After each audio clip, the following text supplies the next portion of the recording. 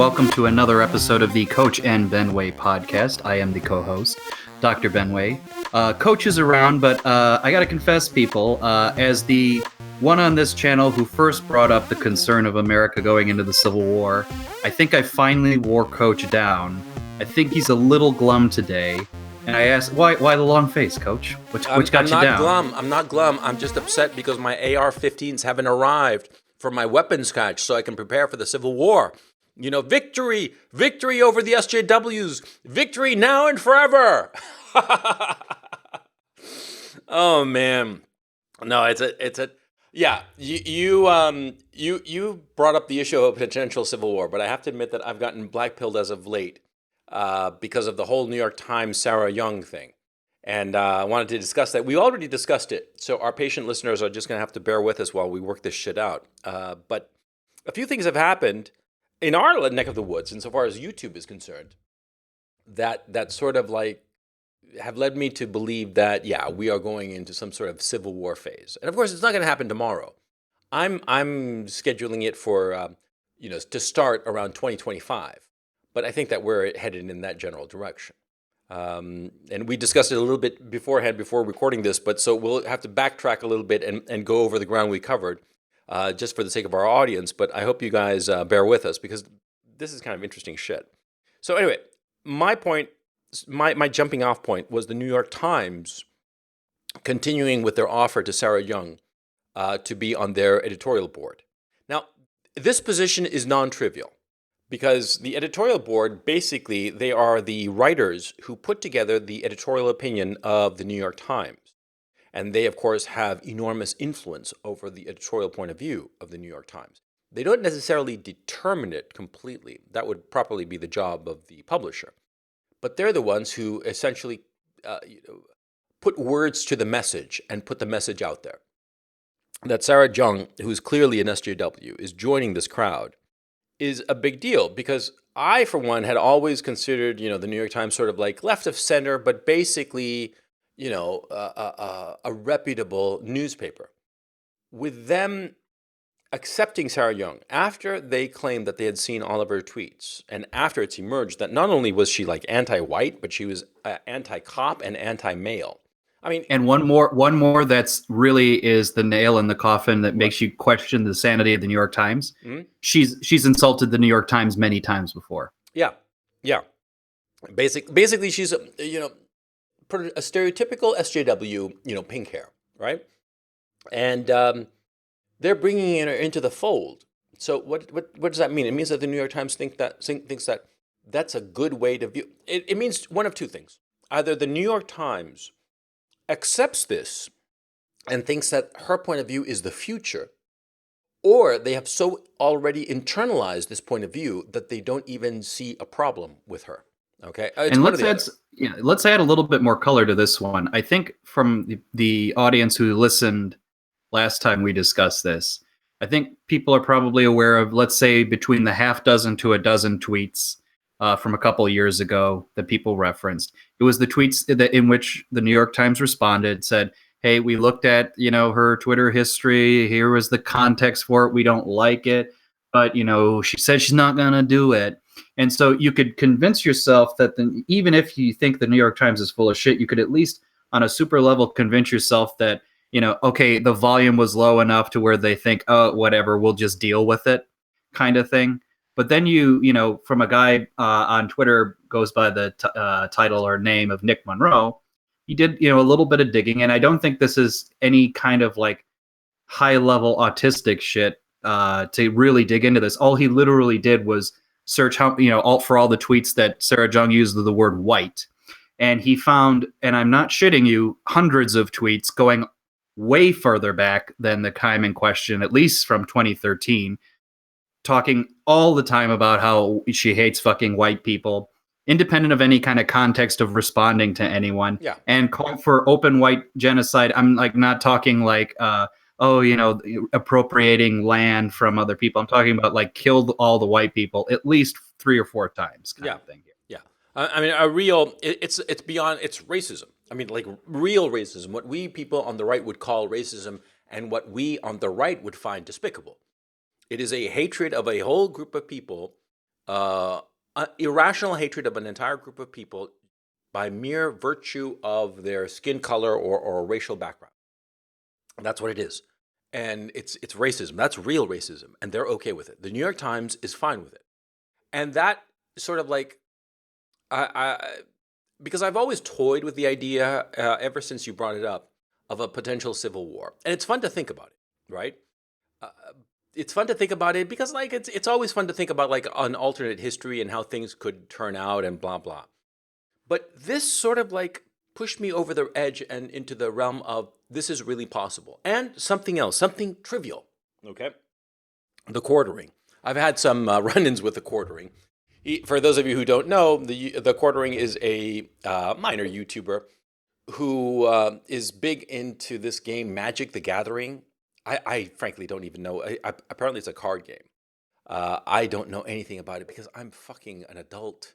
I don't play fucking childish games. I mean, the games I play are just, adult games, and they're for money, and they're a lot more fun, and they usually involve sex. Okay, so I don't understand this urge of adult men to play card games or some shit like that. But anyway, the quartering apparently is an expert on this crap, and he was at some convention, which that alone tells you a lot. He was at some convention, comic convention or gaming convention, some shit like that. And some homosexual beat him up. This gay guy went right up to him, like a flamingly gay guy, and just said, "Oh, are you the Quartering's actual name? Because I don't want to dox him. I don't want to be accused of doxing the guy." And asked him, repeatedly what his name was, and the Quartering confirmed that that was indeed his name. And the guy just slugged him and just pummeled him like apparently like 6 or 7 times, hitting him on the head and face and knocking him down, and then running off. And the Quartering, he's done like a whole GoFundMe thing, which is amusing because I had a tiff with this guy. He literally tried to whip out his dick and measure and see which was longer, his or mine, which I found Well, laughable. didn't you tell me in that conversation? He says like, I have significant like 7 figures of assets. Why Yeah, does he need a yeah, that was GoFundMe? I assume then if that were true, a GoFundMe campaign would not be necessary. yeah, but he's setting up a Yeah. GoFundMe campaign to carry out a civil suit against the guy who beat him up, right? Which I found just pathetic. I mean, if the guy's rich, why does he need a GoFundMe, right? So either he's scamming his followers, or he was lying that he was such a rich guy. Which is it? Because it can't be both, right?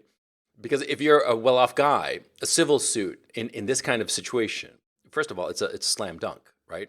So a civil suit, you could probably easily get some sort of lawyer who'd do it on a contingency fee. Even if you couldn't find such a lawyer, what's going to be?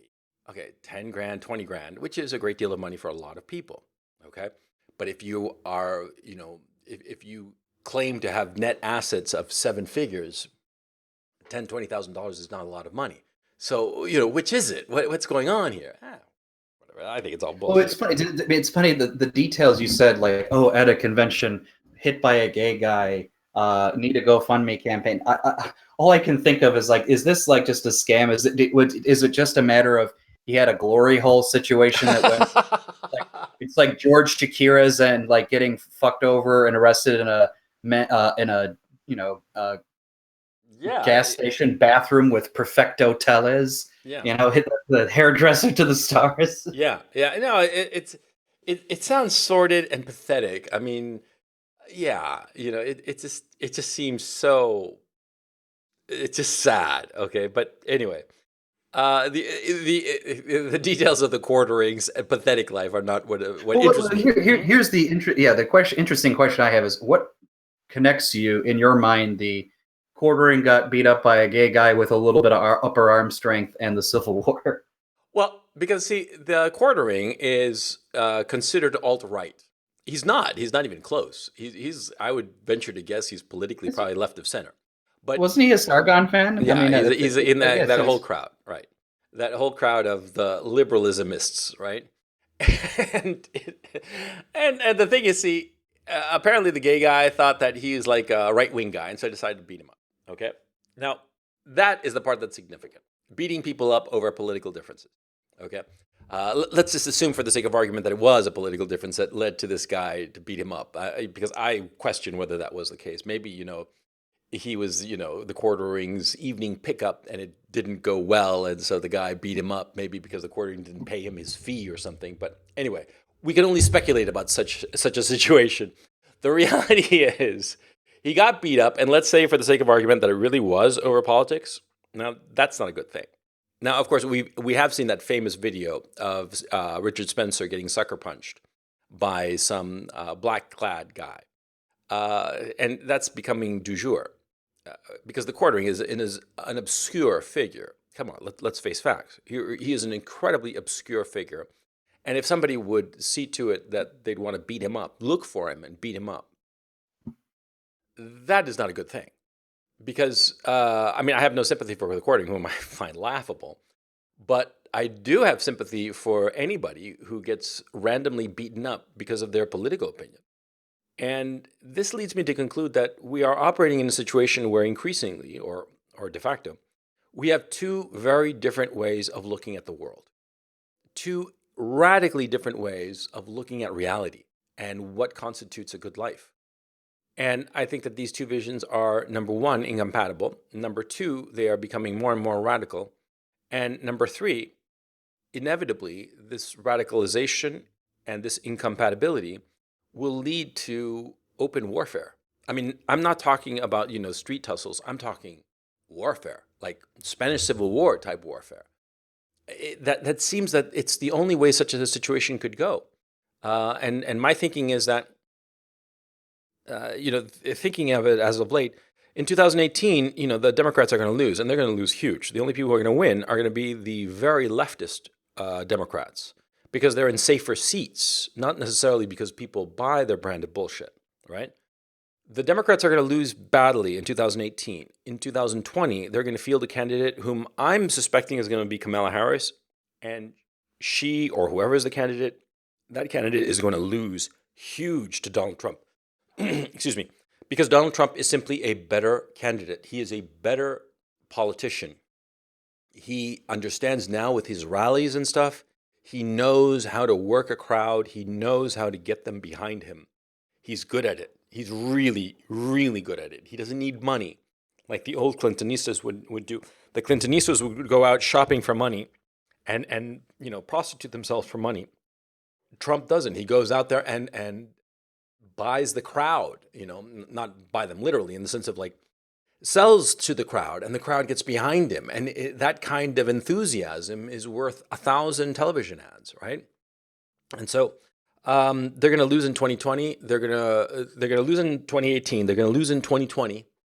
And that's going to push them over the edge. Because if you think that they've been hysterical so far, wait until after the returns of the 2020 election. When they lost after 2018 and they lost after 2020, they themselves are going to start formulating the notion that they are a separate people and that they have to break away somehow. You see what I'm saying? Well, I'll tell you my evolution of how I got to the conclusion that there will be a civil war, regardless of kind of like we won't say regardless of what we do about it, but I'll say why I reached that conclusion. I suspected it would get bad as a result of seeing all the shit that happened during the election. Not the least of which was in Chicago, where we got our Aid Skrillex and Carl the Cuck meme. The guys who, you're a fucking white male. That happened in Chicago, and Trump had to cancel. Trump had to cancel his rallies that were going to be held here. I don't think he's ever held a rally in Illinois, and there are Trump supporters here. So I suspected that the rhetoric would achieve such that they would, we were already being categorized as a clear and present danger, to use a Harrison Ford, Jack Ryan movie term.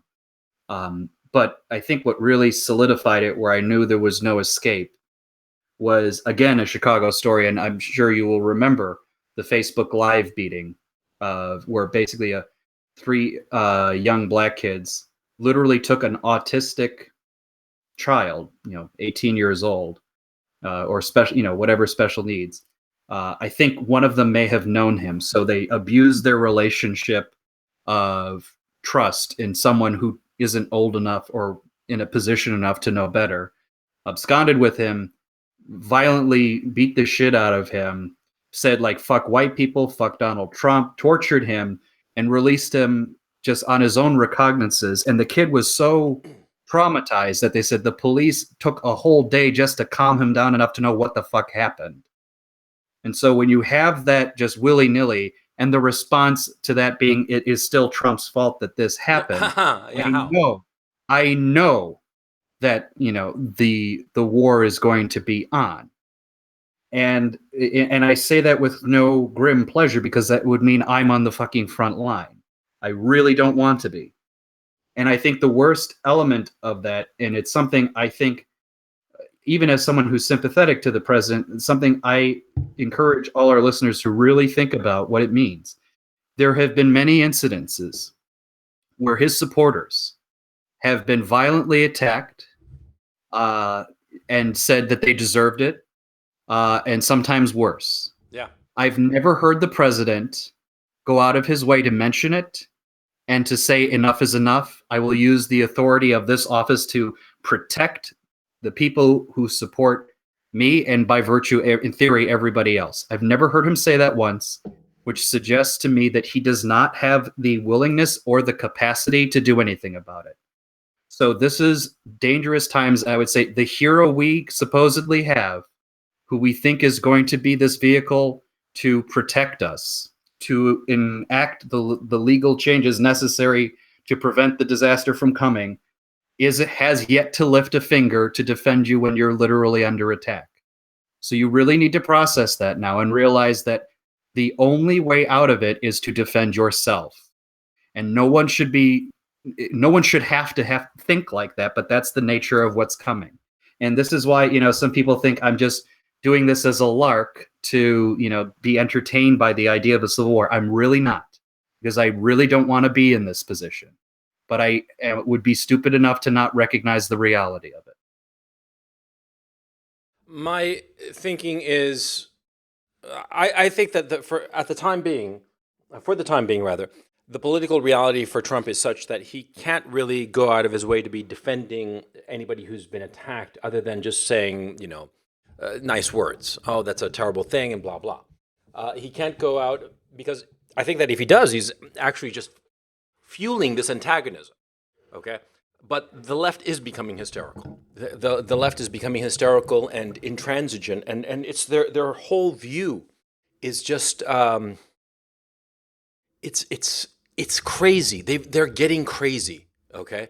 And what was interesting, somebody brought up, I think it was Andrew Sullivan actually, who brought up this the difference between what we call it. The Bernie Bros and modern SJWs. Do you know what I'm talking about? Bernie Sanders was being. I'm sorry, I'm trying to find it and at the same time tell you about it. So let me just stop and tell you about it. Bernie Sanders gave an interview a few years ago with the guy from 360, or some reporter, The Verge, some people. I don't give a shit about them really. He gave an interview to this young reporter, Ethan something or other. And in this interview, they're talking about borders. And what happened was that this interview with this young guy, this millennial, was basically saying, so, yeah, we should eliminate borders. And Bernie Sanders was like, no, we have to have borders. Because that's what defines nation states, He was just saying within the borders of how we deal with people. And the writer who was quoting this was basically highlighting the fact that millennials today are not old school leftists. They are true globalists who want an end to any border. They want the whole world to come into America. And they view white people as the enemy who is stopping this vision of utopia that they believe will flower if only the white people and their borders are eliminated. That seems to be the viewpoint, and this viewpoint is fundamentally crazy. More to the point, it is a viewpoint that goes right in the face of people like us, and we are not willing to just simply roll over for some of these issues. because there are a lot of issues that we are willing to roll over, that we have rolled over. For instance, abortion, for instance, gun regulation.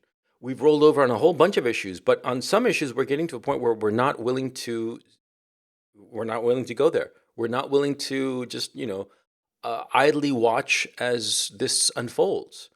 And I think that the left is bumping up against those limitations and is getting ready to fight over them because they've won before, so they gotta fight this one out and win. You know what I mean? Well, here's the reality of the situation that I think those of us who are sympathetic to the harder edge of the alt right understand more than some others do.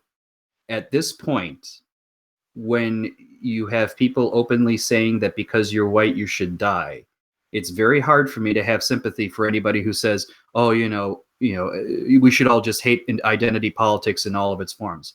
I'm afraid not. No. I'm afraid not, because when someone wants me to die for the color of my skin, I have a tendency to then conceive of myself through that identity. It's the nature of the identity politics. You want to get rid of identity politics, the only way you do that is by removing the conflicting identities, thus negating the need to consider yourself distinct by virtue of your identity. When everybody is different, has a different value, can't even comprehend the same basic axiomatic moral principles of the country, it's very hard to see see identities going away. I mean, the identity is really the only remaining distinction left. And I think fundamentally that is going to be the cause of this conflict, because there just simply is no way to say, oh, the power of our ideas will compel them. That's like saying, being the priest who says, like, well, if I go into the Jujubee town and tell them not to fuck each other, they'll stop getting AIDS. Ain't gonna happen, my friend. Yeah. I'm sorry to say. The other thing that you said that still, that kind of bothers me, not that you said it, but that I know that's the logic that people have, is the notion that, Trump politically can't say anything about this. If a man can win the presidency by mentioning that, the Mexicans are not sending their best into the country, that we should have a wall, all the other things he's done, if he can't go around and say, hey, the people who support me are subjected to near murderous violence and I'm going to protect them, and he can say that as his supporters and not even, fellow white people, if he can't even do that, we are fucked. And that is why I am black-pilled over this situation. And I would say, and here's the worst form of the black pill, and I've told you this already. To me, the black pill isn't even the Civil War, because the black pill to me is, if we're in the preconditions of a civil war, let's say, for shits and giggles, a hard leftist wins the presidency, Yep. and really starts enacting the hard policies, Which I think will happen, yes. I am worried, and I'm convinced that large swaths of the population who theoretically should be our supporters will just hand in the keys to the kingdom and just walk their way to the ovens. By that I mean, and I've talked to friends about this, like, because I know people love to play the rhetoric that says, oh, if they try to take away the Second Amendment, they're going to meet me and my gun. I said, bullshit. I know how you people caved on every other moral issue. If someone takes away the Second Amendment, you're all going to walk in a line, handing in your guns. You'll shake your finger a little bit, and then you'll go home, watch some TV, and jerk off. Yeah. I know how you concede. Yes. This is why I'm not a Republican anymore. Yeah. And I have no desire to be. Yeah. And I stress the fact that the black pill to me isn't even the possibility of the Civil War. The black pill to me is the possibility that the Civil War won't even happen. Now that's as fucking dark as you can get. Oh, yes. Yes. Yes. Dr. Benway, I should call you Dr. Darkway. Yeah, absolutely. Because that is the ultimate black pill, that there will be a collective decision of, like, it's not worth it. It's not worth it. And my safety and security and my TV and my jerk off station is more important than protecting my principles and holding on to the rights that I ought to have. Yes, I think that is definitely in the cards. I wish I could say different, but no, that's the truth. And I'll underline why I think it's such a black pilled moment, and why I think people should openly resist finding themselves acquiescing to such a situation. People know I have expressed sympathy for the philosopher Martin Heidegger. Martin Heidegger's book, Being in Time, amongst other things, is heavily into metaphysics to a certain extent. It's an ethics in a certain way. And his central concept or term he introduced to the lexicon of philosophy was in German. It's called Dasein. It's still referred to as Dasein if you talk to him, or not to him, but talk to people about him. It's translated in German as being there. I think the movie, the book Being There, is actually a direct reference to it. Being there is basically understood as a way of life. All of the ethics, what I wear, what I dress, what I speak, what I eat, the culture around me are manifestations of a way of life of a people. A way of life is not just an individual's; it is the collective whole. His central point was the degree to which the strength and the health of that way of life is made manifest is the degree to which you're willing to embrace it in the face of death. By that I mean, when you chips are against the fucking wall and you say, I can either have this life with all the risks that are entailed around it, or I acquiesce and do something else. That the degree to which you are willing to fight for your way of life means that you actually believe in your way of life. If you won't fight for your way of life, it's already gone. And that's why I would be black-pilled, because if anybody, or if we en masse reach the conclusion it's not worth it, Senator Gillibrand, you can do whatever you want, just leave me alone to my devices, there's nothing left to protect.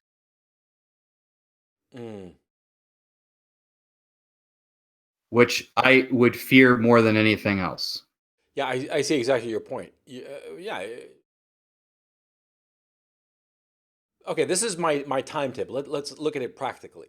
Okay, and this is my thinking, and you poke holes in it as you see fit. My thinking is that in 2018, the Republicans are going to win, and the ones who are Trump supporters are going to win bigly, and the ones who are going to lose are going to be the moderate Republicans and the moderate Democrats. And the Democrats who do win, a lot of them are going to be like Ocasio-Cortez, like democratic socialist nonsense bullshitters, right? Or Bernie bros, or people aligned with Bernie. And so what'll happen is that the left will have a hissy fit because they will lose numerically. I mean, I think that they're going to take big hits in the Senate because more of the Senate seats that are up for grabs in this election cycle are held by Democrats currently, and so they'll take a hit there, and that hit will really freak them out. It'll really scare them. I think also at the local level, it'll scare them that they lost a lot of ground because for most people, their local politician deals with their local issues. And the Democrats are peddling a vision that does not appeal to boots on the ground, kind of like domestic problems. They just don't. And so they'll lose more on the state level, at the local level. It'll freak them out. And instead of trying to course correct, they'll try to double down. And I think that their doubling down will lead to Kamala Harris being the nominee. Now, why Kamala Harris? Well, the junior senator from California is not up for re-election in 2020. I'm assuming that she wins her re-election bid between now and then. Or did she just now run for election? I forget. It doesn't matter. I don't think she has to worry about it in either of the 2 years. Yeah, but she doesn't have to worry about it in 2020. I mean, that's for sure. She's got her seat in 2020. I think she runs in for re-election in 2022, but it doesn't matter. Like I said, she'll run and she'll lose. She'll lose badly as Hillary, because she's going to be pushing this more populist message. And by the way, the voter ID thing, that I think is going to happen because there are too many people who want it to happen. And it will certainly benefit the Trump campaign to have voter ID. And it's hard to argue with just saying, look, it's just a voter ID just to ensure that you are legally have the right to vote. How can you be against that? Okay. Well, what's great about it is I can easily imagine the rhetorical game you can play with the voter ID, which is to say, all right, I'll take your Russia's going to, threaten our democracy seriously and say, okay, let's protect it. You have to have an ID. Yeah. Well. Yeah. Don't fuck with our illegal foreign influence on the election. Well, we're not going to go that far, kind of thing. Exactly. That's exactly the argument that's going to be made. In fact, that's the argument that's already being made. Yeah, exactly. Okay, so Trump wins in 2020. I mean, that you can already see it in the cards. Well, before we get to Trump winning to 2020, which I agree, let's pause and think through one thing here. And I'm going to ask a question because I frankly don't know the answer. Mm-hmm. When it comes time to defining the Democratic leadership of the party, not necessarily the congressional leadership, Mm-hmm. I'm talking about the party leadership. Do they give more weight for those who are actually serving, in their seats in the Congress, sort of like in the Labor Party, for example, the parliamentary Labor Party, in other words, the asses in the seats, the MPs, have a significant weight to the party is leadership. Is that if that's similar for the Democrats, here's what's going to happen. I'm just speculating. If I'm wrong, fuck. Let's say it's true. They have a lot of weight. Easy to believe they would. Mm-hmm. I think your argument of saying, hey, look, the Democrats who will survive are going to be harder left by virtue of they were in the safer seats, so people were willing to go crazy. Yeah. They're going to push, the party will double down at that point because the weight of that wing of the party would thus be so strong. Sure. No question. So that just buttresses my point that in 2020 they double down. Yeah, I'm convinced they will. Yeah. They double down in 2020, and Kamala Harris is going to come up with a platform that's going to be fucking insane. I mean, it'll look like Walter Mondale's platform was like the height of squareness in comparison, okay? For those of you who are too young, Walter Mondale ran on a platform in 1984 that was way liberal, and he got blown the fuck out by Ronald Reagan. I mean, it was just a disaster. And for our UK fans, this is a very close equivalent to the 1983 Michael Foot campaign, the manifesto that was referred to as the longest suicide note in history. Yeah, exactly. Same idea. Yeah. That was just yeah, I'd forgotten that. Yeah, the longest suicide note in history. That was who did that quip? That was a good quip. Anyway, the point I'm trying to make is see, when they double down in 2020 and they're going to lose again. Now, here is a key issue, okay? And this has happened before to both parties, that they lose an election that they either expected to win or were very competitive, and then in the midterm, they lose again because they go more radical, either to the farther left or the farther right. And then in the next presidential election, they field a candidate who just cannot win, who appeals to the hard base, but nobody else, and everybody else thinks that he's crazy. This happened to the Republicans in '64 when they fielded Barry Goldwater. This happened to the Democrats in 1984 when they fielded Walter Mondale. Now, it seems reasonable inference to conclude that this is what's going to happen in 2020. But what happened after '64, what happened after '84, is that the Republicans in '65 and the Democrats in '85, they course corrected. It was a long, painful process. And not entirely successful for the Democrats, because the Democrats then went and put up Michael Dukakis, of all people, sort of like a technocrat with zero charisma. I mean, that guy really was zero charisma. Oh God,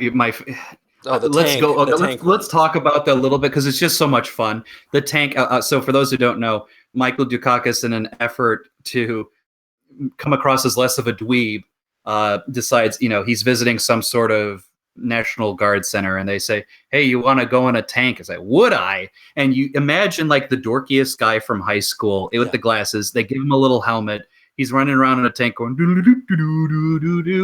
that's stupid. And the campaign ads of the time, they said Michael Dukakis looking like a doofus in a tank, and fucking archival footage of George Herbert Walker Bush being rescued from his down World War II fighter plane from the North Atlantic. Yeah, no, it was. You get a sense of who's that was a Pacific. It doesn't matter. Oh, it was. I thought it really doesn't matter. But that was the game. The other thing I love, and even if it was a cheap shot, during one of the presidential debates, some guy, asked Dukakis a question. Says, because the question of the death penalty came up, and the guy said, if you came home and found Kitty Dukakis murdered, raped in your room. Raped and murdered, would you still be against what would your position be? And then Dukakis's response was, well, I'm against the death penalty. It was like as cutty a response as possible, as opposed to the proper response, if you still want the liberal position, is to say, who the fuck are you to ask me such an asinine question?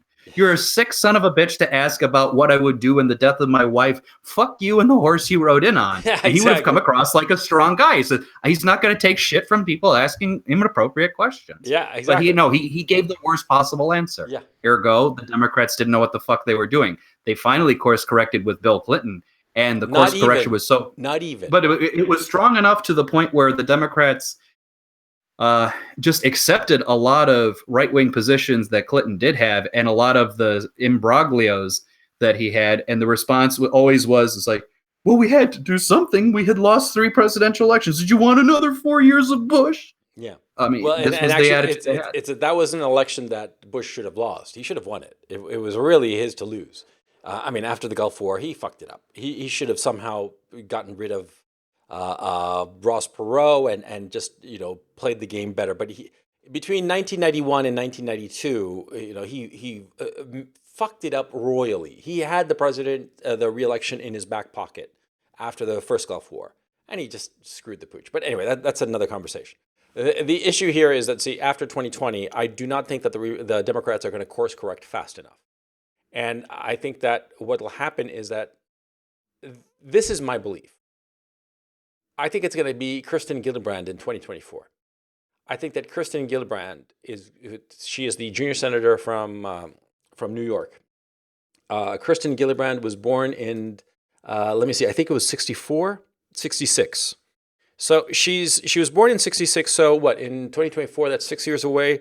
She will be 57 years old, a young woman, relatively speaking, right? In the prime of health, and her head is going to be, in pretty good shape, much younger than Elizabeth Warren, by the way. Elizabeth Warren is an old hag, right? She's going to be 70-something in 2020, so forget about her.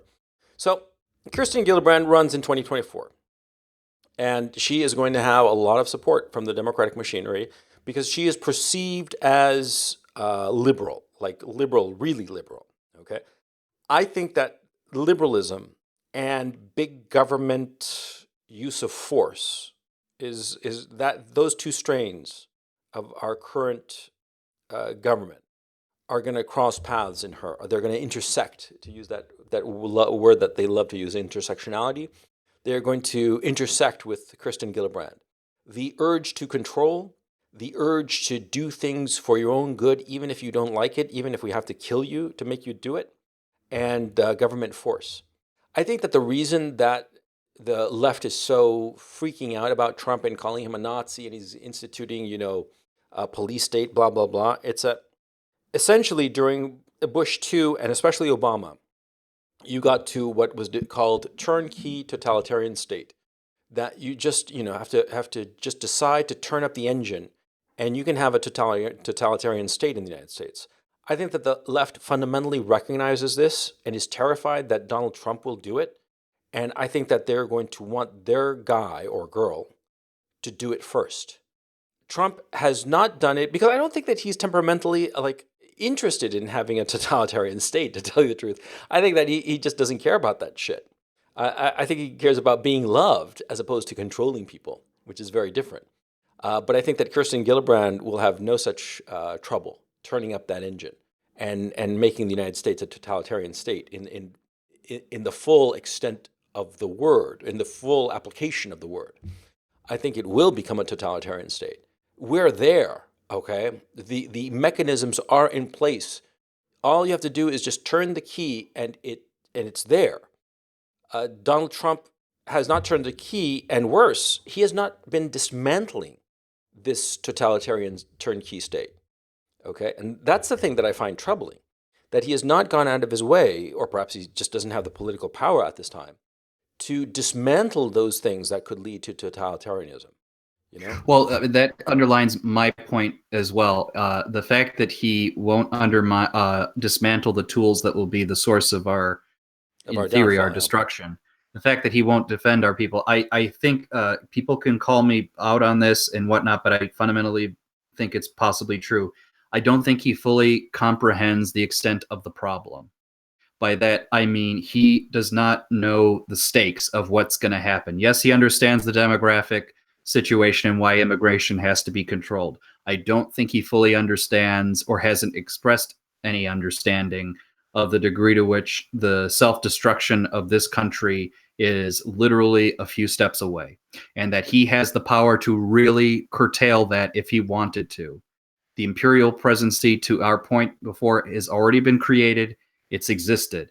He can use it to defend his people, but he either can't, won't, or doesn't see that there is a need to use it. This is what the problem I kind of have with Donald Trump at this point. It's the problem I absolutely have with the guys like Jacob Rees-Mogg and, to a lesser extent, because I don't think he's honest enough, Boris Johnson. They don't fundamentally see the problem. And I bring the Englanders up because something else happened this week. First off, let's describe the good news. Tommy Robinson got out of prison. Technicality, really. On the technicality, it doesn't really matter. He's out, because what happened in being out revealed something that if he's accurate and he's telling the truth, and I don't have a reason to believe he's lying, shook me a little bit. When he was in prison, he said at first he was in a prison that was intentionally with the lowest Muslim population. It was like 7%, intentionally, because they knew that was the crowd out to get him. Mm-hmm. At some point during his imprisonment, he was shifted to a prison with the highest percent of Muslim population. Not only that, his solitary confinement cell, which still had an open door and window, was placed immediately opposite the mosque in the prison. Jesus Christ. And he was literally, shit was thrown at him, all sorts of things. Basically, they tried to create an attempt to either create an incident where he could be killed, or tried to, basically subjected him to extreme psychological torture. Mm. These are the tools that are currently being used by the conservatives in Britain. And keep in mind, the conservatives in Britain are basically the Democrats here with a little bit more right wing to them. Not much, but a little bit. This is the blueprint that you will see going on. These are the tools that Gillibrand, if she wins, would use. Yes. And that's the thing to keep in mind. Also look at Tommy. Tommy lost, 40 some odd pounds? How the hell did that happen? Yeah. All he was fed was like a little bit of fruit and like a tin of fish each day. So, why? If he had been, I have no idea why. Imagine, if that would have gone on a little bit further in time, he would have come out of there like a concentration camp survivor. That's how bad it would have been if it continued. Yeah, because he was noticeably thinner, and I'm like, how the hell did that? I mean, did he go on a diet or what the fuck? Well, he didn't look unhealthy thin, but it's significant. Yeah, something fucking was going on there. So they didn't feed him. That's fucking crazy. So I don't know if what I had heard, someone was trying to tell me, it's like, well, he only ate that because that was the only food that was somewhat safe that he could control because it came out of a tin or something. You could tell if someone had, fucked with it, as opposed to something that was like on a plate and you don't know what's going in it. Needless to say, either case is a matter of torture. Yeah. Yeah, because if you're worried about the food that you're getting and you assume that it could potentially be poisoned or something, no, that's fucking crazy. That's just and like I said, the fact that he was shifted from intentionally and knowingly low Muslim population prison to the highest Muslim population prison, this is no longer a matter of oversight. This was an intentional campaign. Yeah. No. So this is the reality of the situation. Yeah. My other hope right now is that, like I said, the right-wing parties in Europe gain a stronger and stronger foothold and try to, calm that situation down. I don't know that they will succeed, but they're certainly much stronger over there than ours are over here, let's face it. Yeah, what's happening is that the right-wingers in Europe are basically campaigning to get more right-wing members into the European Parliament, and sort of like fuck it from within. And that would be interesting. What, the European Council is going to start declaring that elections of right-wing MEPs are illegal or unlawful or something? That would strip away the last vestiges of any kind of democratic will. I mean, it would just be absurd. And so I think it's a clever move on the part of Orban and the other right-wingers in Eastern Europe. Do that and let's see what happens. And I don't think it's going to have a happy ending for the European Union. I think it's just going to be very damaging to them. Well, and it's funny, slightly tangential point, but related. I think this is somewhat related to why Juncker conceded so quickly to his visit with Trump, because he knows that his situation is so precarious. If he could bring home a victory and say, no, the tariffs are ended, we're having a healthy economic relationship, he needs all of that shit to go his way, which just underlines again the fact that Britain, you are so fucking stupid. Yeah. You could easily be in that position. Yeah. Now, I'm also hearing stories that part of the reason Britain's so fucked is because France has been the stick in the mud and has been the nation calling for the hardest sanctions on Britain, to the point where even the other EU nations are saying, you guys are fucking nuts. Just why are you making it so difficult? But I don't know all the details. But needless to say, victory is there for the conservatives, and I mean the harder right conservatives, the Brexit conservatives, to take. They're not doing it. This is my fear with the Anglophone world, and to unfortunately to anger some of our real hard right ethno-state listeners who still think that the Western Europeans really should resume their place of leadership. I'm like, this is your fucking baby. Your people adopted these politics. Your people were the ones who forced this multicultural shit on us. This is your bed. You live with it. The Eastern Europeans who never bought this shit are taking over now. Maybe you should just listen to us for a change. Yeah, because here in Ukraine, man, they don't put up with this multiculturalism shit and the feminist shit. They think that it's all fucking nuts. They have the vision that the West is losing their minds. Okay, and that's pretty interesting.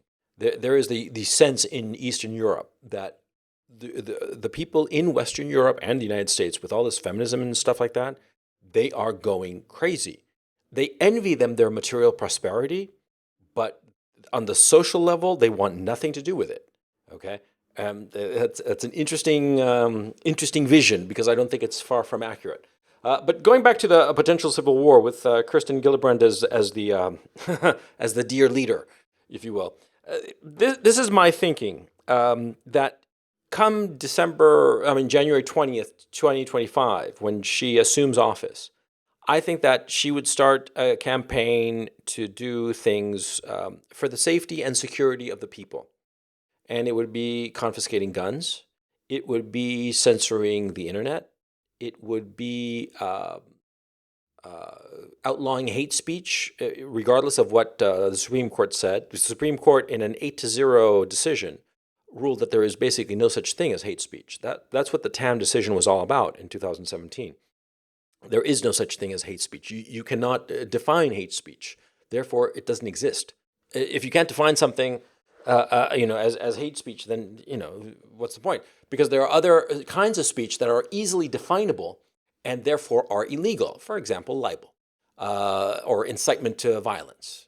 Incitement it's clearly definable. Libel is clearly definable. Therefore, they can be categorized as a subsection of speech that can be outlawed. No problem. Hate speech, you can't. Okay. I say to you, Benway, I don't know, blueberries suck. And you say, oh my God, hate speech. Well, yeah, but what standard? What's the standard for it? Is somebody's subjective opinion? And that's the point, because the Supreme Court was operating on the basis that there is supposed to be an objective standard, okay, not a subjective standard. But the Kirsten Gillibrand administration is going to operate as all maladies are subjective, and therefore their actions and attitudes will appear to an outsider to be wholly arbitrary and irrational, totalitarian to the extreme. The only way you can push forward an arbitrary regime that carries out arbitrary policies, regardless of why the arbitrariness. It could be because of hate speech, or it could be because of the insanity of the dear leader, right? But the only way a regime can carry out arbitrary policies is by way of force, overwhelming force. That's the only way. And so in the urge to push forward the arbitrary vision of reality that the left has, because that's what they have an arbitrary, irrational, or non-objective and purely subjective view of reality. The only way to carry forth such a vision is by way of overwhelming force. And the government at this time has all of the tools to carry out that vision, to implement this arbitrary totalitarian regime. And that's why I think it's going to start to happen, because I hope you're wrong insofar as your ultimate black pill of apathy. I hope that there is going to be an uprising.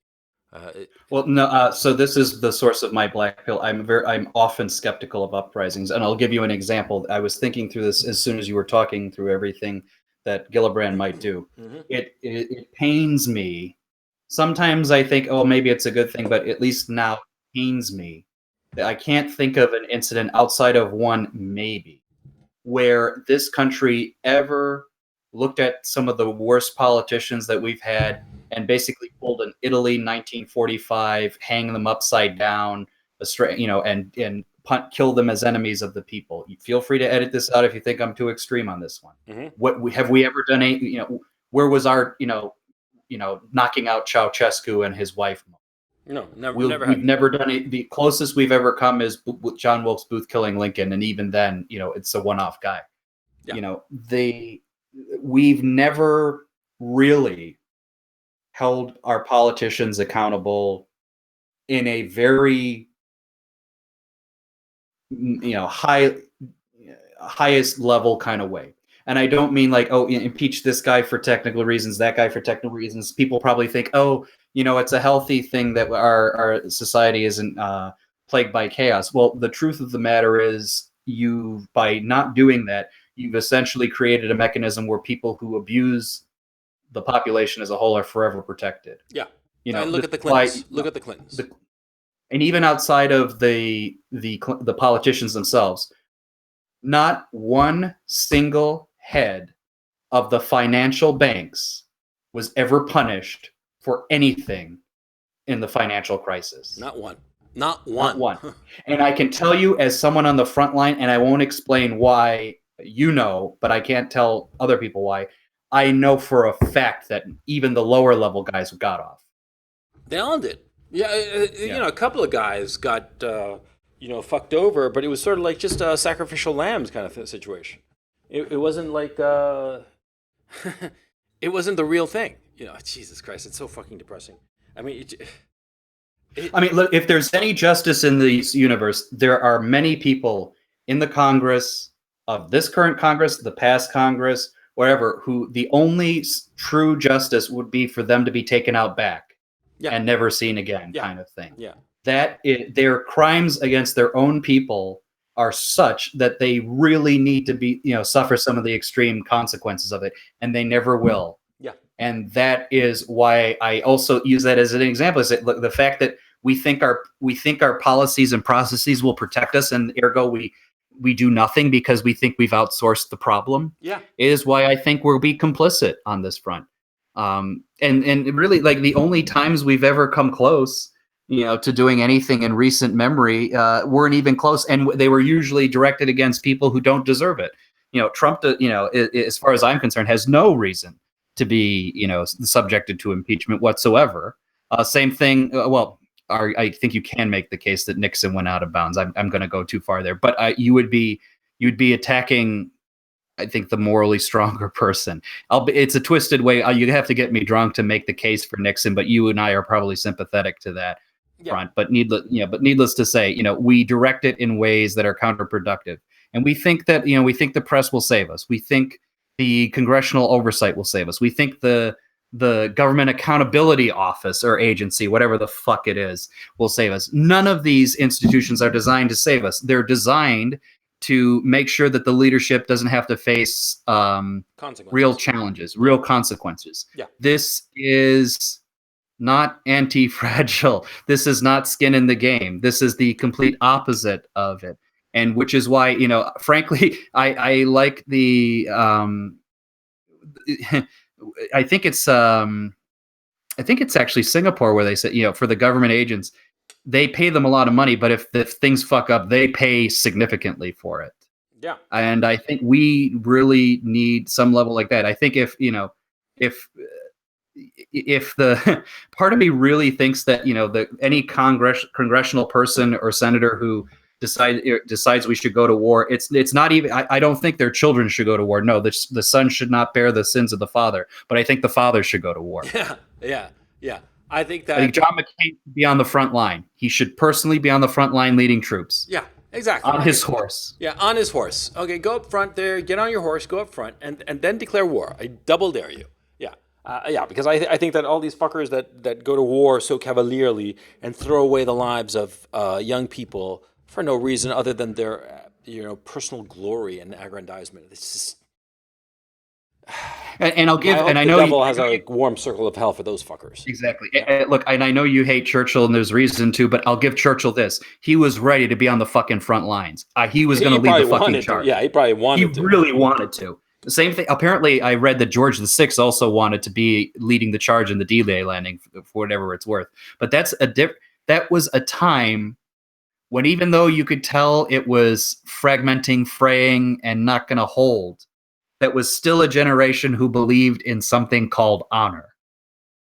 Yeah. And that does not exist in our culture. No. And the notion that someone like John McCain is an honorable man Oh, fuck that. is the shit that comes out of the mouth of a slave. Yeah. Laughable. Laughable. Because the guy is despicable. He has no notion of honor. I can't wait for the guy to die, honestly, because the guy is evil. He is an evil man who constantly went to war. And he is a man who actually knew war. So my only conclusion is that he is evil or has a sickness of the head so bad that he is, beyond salvaging. That's my only conclusion. Well, I told you, and this is if Ben Shapiro heard this, he'd demand that I be fired because he, as I said, he's consistent in his double standards. I've long been on record as saying I will give the cancer that kills John McCain the Congressional Medal of Honor. Look, because it is that much of a great service to the country that would happen. He is an awful, awful human being. He is so evil.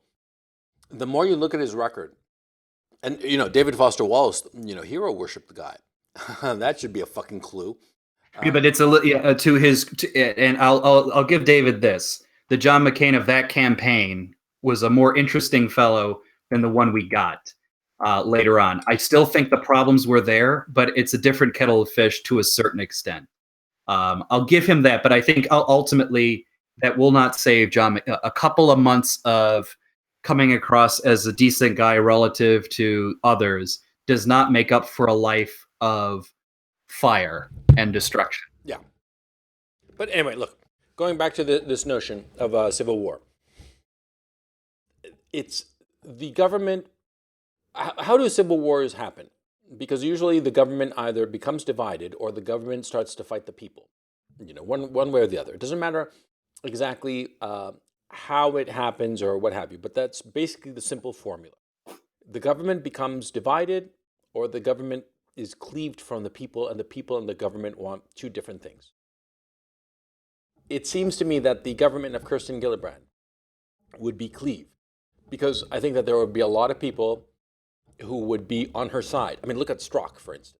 That guy is just textbook. I mean, the craziness in his eyes, he's an SJW to the max. I mean, that guy is a social justice warrior. And he's fucking insane. I mean, you saw his eyes, the Sanpaku eyes in his testimony. I mean, it was just, right? So, yeah, the guy was like one step away from the booby hatch, honestly. Yeah, really, he really was. And there are lots of guys like that, right? There are lots of guys who are basically drunk on the power that they have because they are government agents. And let's not kid ourselves. There are a lot of psychopaths in there, in the bureaucracy. I'm not talking about the politicians, where you have enough psychos as it is. I'm talking about the career bureaucrats who rise up in the ranks, the so-called deep state.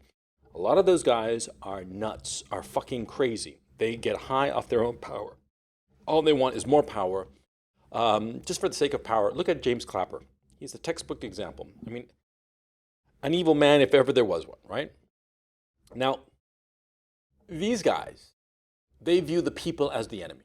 Let's not kid ourselves. They view the people as the enemy because it's supposed to be in the government of the people, by the people, for the people, that the people are the ones who put the reins on these bureaucrats. These bureaucrats don't want any reins, okay? And here's the interesting part, okay? You see, before you'd have an authoritarian ruler or a totalitarian ruler. The authoritarian ruler would be the king. And you've seen through history how the bureaucrats would rebel against the king that tried to put limits on them and eventually would overthrow the king and replace him with somebody that was more to their liking, right? In this case, nominally at least, it's the people who are the sovereign, right? So it would lead you to conclude that these bureaucrats would look for the overthrow of the people. How do you overthrow people? Well, you can't overthrow them. You can't lock them all up. But you can de facto lock them up. You can de facto put them in a prison country. That's what they did in the Yes. Soviet Union. That's what they did in China, and they still do to an extent. Well, and Why it's wouldn't it part of the happen in the United reason. States? Why It's wouldn't it part of the happen? Yes. Sorry, let me just finish the thought here. Why wouldn't somebody like Strzok, people like Strzok, gang up and serve a president who believes, as they do, that the people are wrong and therefore the people have to be corrected? The people have to be told what is right by reason, and if not by reason, then by force. You see what I'm saying? That seems to be the logic of these people. I think it's very important to understand the logic of your enemies so that you can understand what they are going to do and why they are going to do it in order to anticipate them and potentially counteract them. My thinking is that these bureaucrats, these SJWs who have infiltrated the government, just as they came out of the universities and have infiltrated the corporations, they certainly have influenced the government. They're certainly there. I know personally several people who are in positions in government from my graduating class back in 1995, and they are relatively in good positions in government, in either government positions or academic positions that are government related, or NGOs that have a lot of contact with government, right? These people, they hate the people, okay? These bureaucrats hate the people. They despise them. And so all they need is somebody, a leader, who would say, yeah, you're right, and the people are wrong, so let's go get them. You know, that's all that's needed. Okay, I'm sorry for ranting, but that's my thinking. Well, this is why I brought up what Tommy Robinson went through, because what Tommy Robinson went through, those tactics of trying to break him are the exact tactics of the Soviet Union. Yeah. And I've said it before and I'll say it again, Britain is effectively a Soviet country in all of the little details too, from the exhaustion of the people to the banality of the government's stupidity, and also the ruthlessness of its apparatuses to destroy you. Yeah. All of it is in place.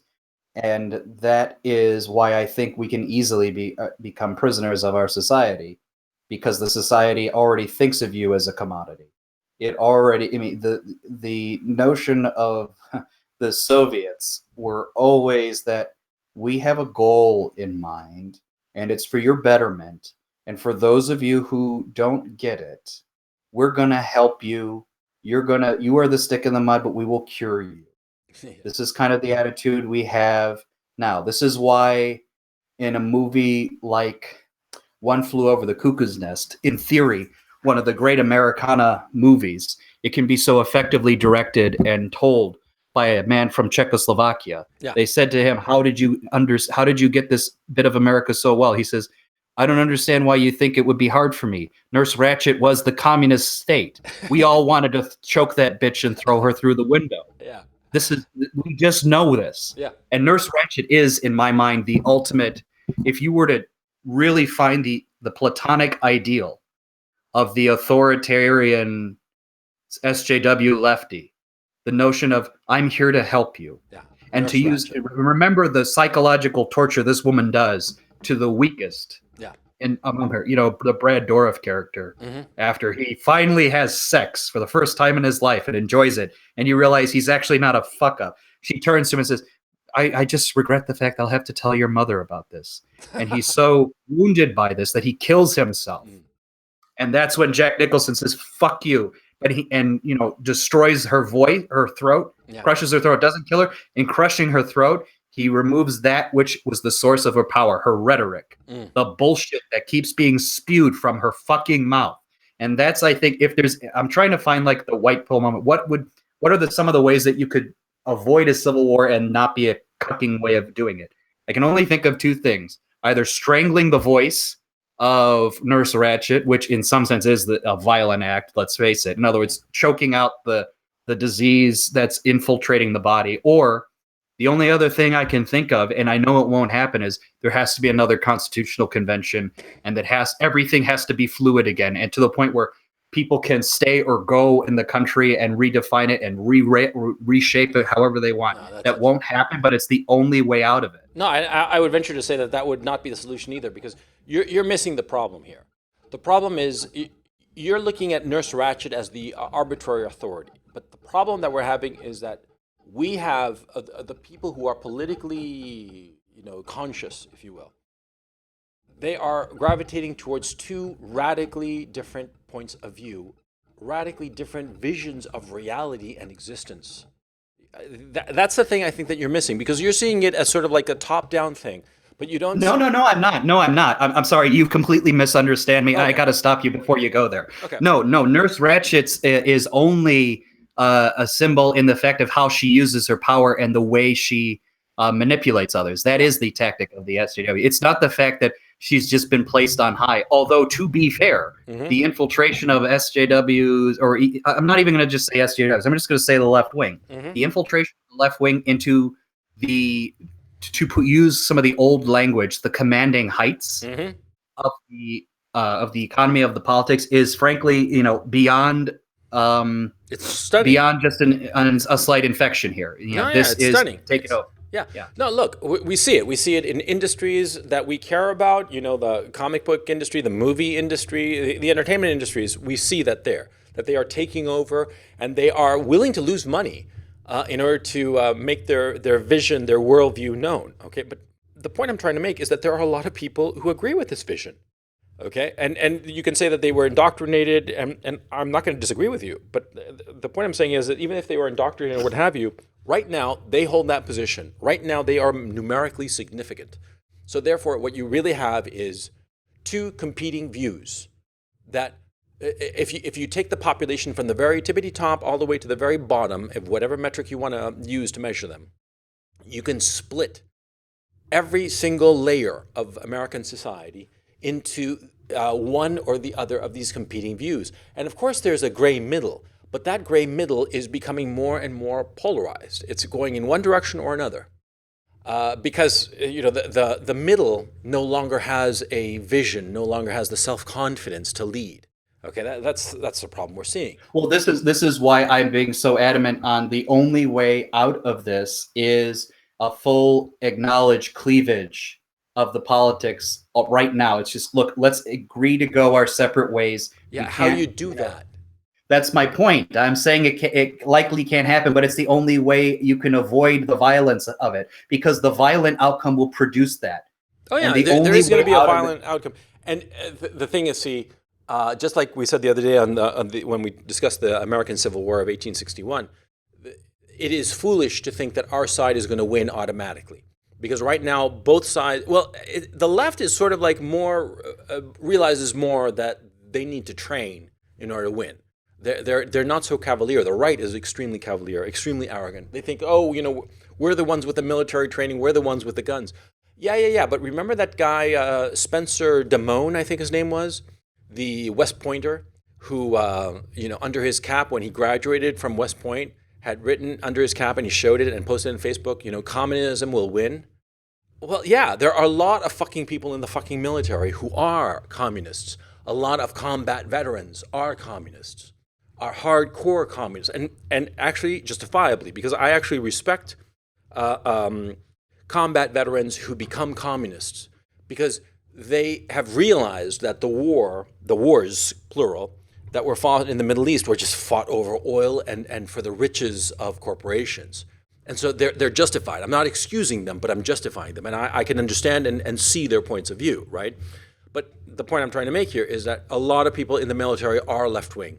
A lot of them are self-identified communists and socialists and social democrats.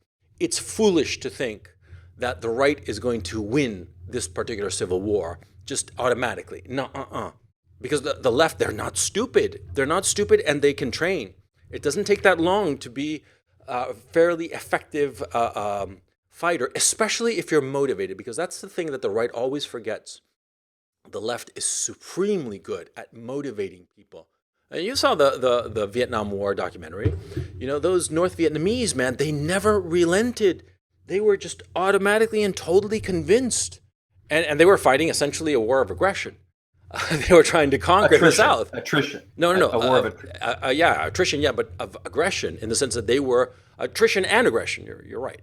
And they got the people. They got the warm bodies. They were masters at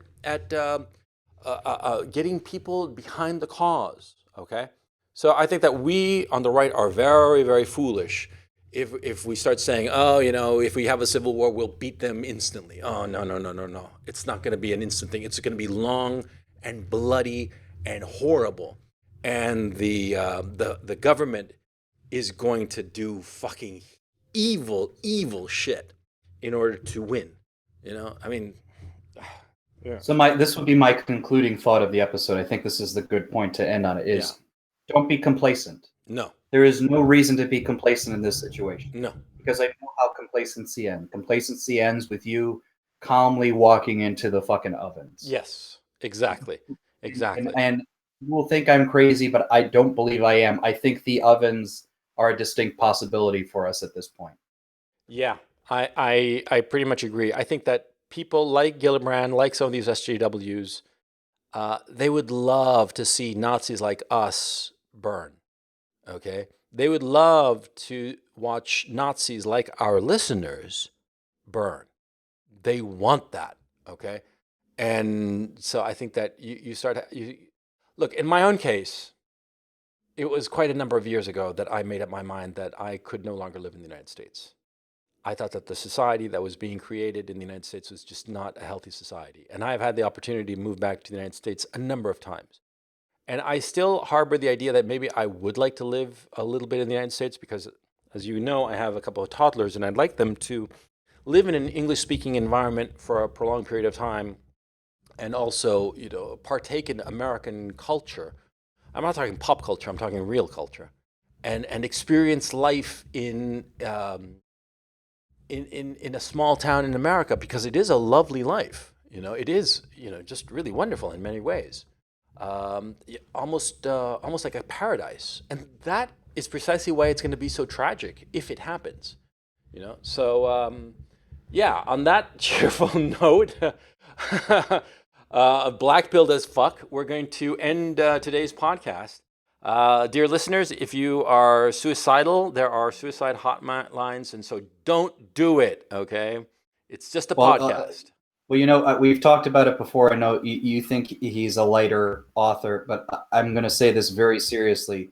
For those of you who are worried about losing that small life, read a book by John Updike, and you will remember what it is you are trying to salvage, what you are trying to protect, because God knows he couldn't protect it. All he could do was document it. Mm-hmm. Keep it alive. Yeah. Okay, so on that note, I'll bid you a fond farewell. Thank you very much for listening to us, and we will see you next time. Take care.